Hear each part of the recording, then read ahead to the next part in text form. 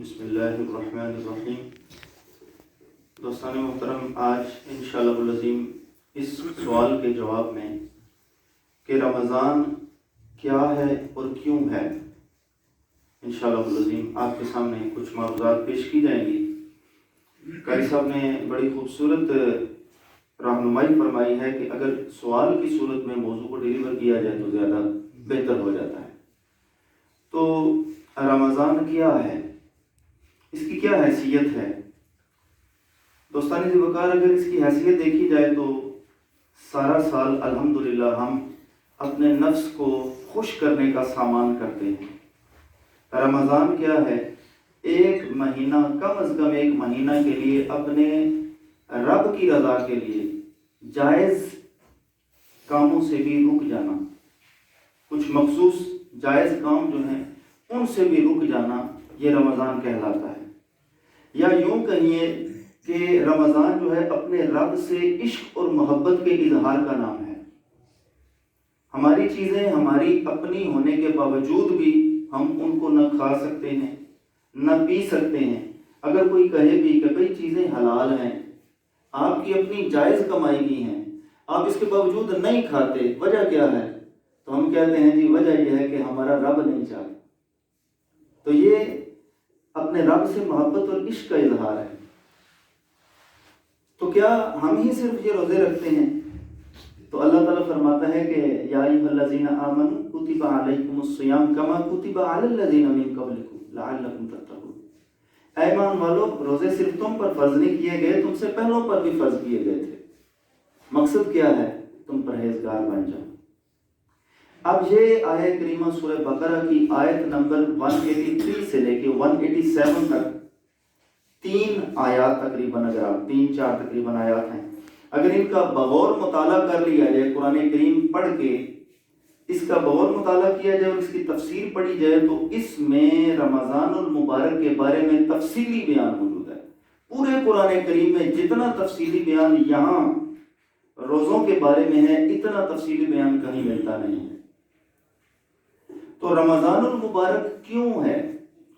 بھئی رمضان المبارک اس لیے ہے کہ ہم سارا سال نفس کی بات بھی مانی، نفس کی بات ماننے سے ہم زیادہ تر اللہ سے باغی ہوتے گئے، کیونکہ نفس کی حد کوئی نہیں ہے۔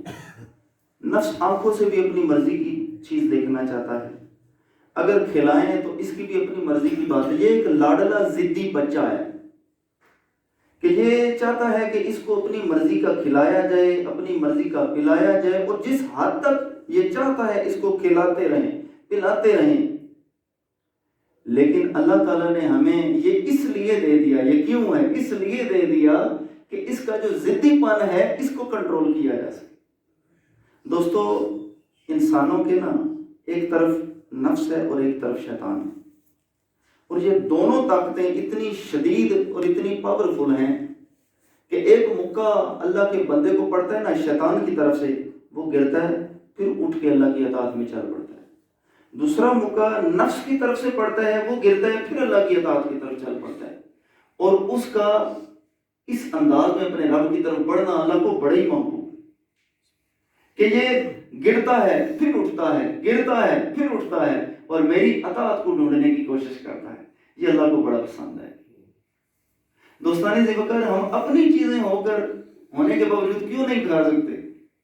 اس لیے کہ ہماری چیزیں اپنی تو ہیں ہی نہیں ہیں، ہم خود جو ہیں وہ اپنے نہیں ہیں، بلکہ انا للہ و انا الیہ راجعون، ہم تو سارے کے سارے ہیں ہی اس کے ہیں، اور اسی کی طرف ہم نے جانا ہے۔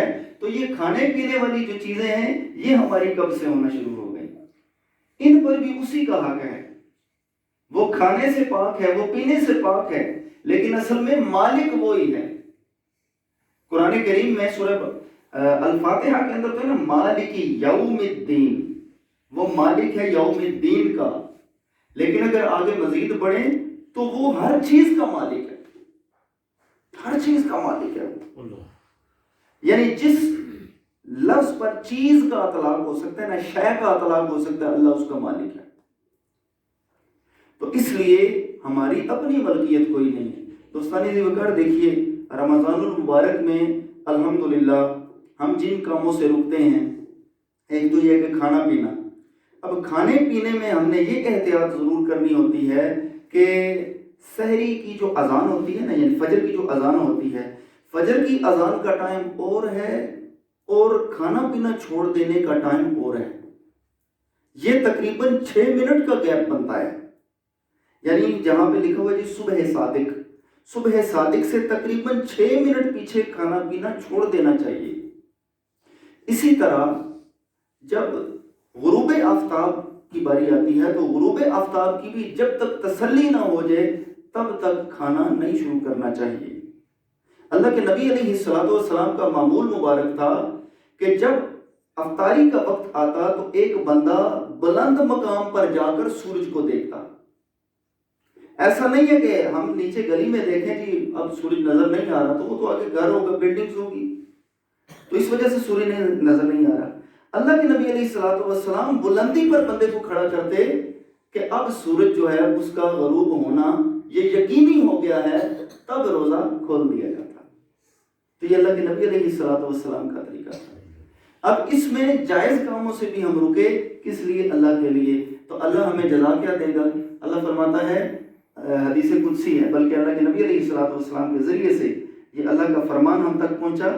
اللہ فرماتا ہے کہ روزہ میرے لیے ہے اور میں ہی اس کی جزا دوں گا، میں ہی اس کی جزا دوں گا.